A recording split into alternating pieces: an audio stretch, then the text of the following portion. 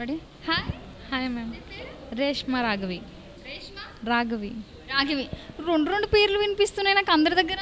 Reshma Raghavi ma'am, మామూలుగా ఒక పేరే. ఓకే, అంటే చాలా మంది రెండు రెండు పేర్లు కలిపి చెప్తున్నారు, మరి నిజమా కాదా అనిపిస్తుంది అప్పుడప్పుడు.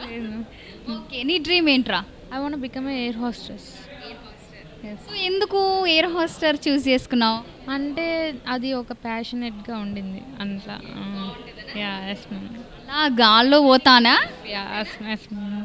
ఇప్పటి వరకు వెళ్ళావా ఫ్లైట్లో? మ్యామ్ వెళ్ళలేదు. సో ఎక్స్పీరియన్స్ చేయాలనిపిస్తుందా? Yes.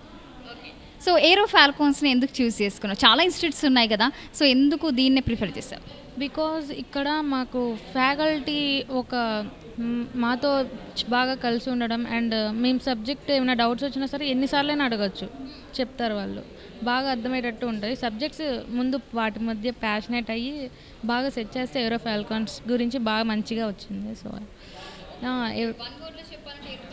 Excellent. Yes ma'am. Super, నువ్వు కూడా excellent. Thank you. Thank you.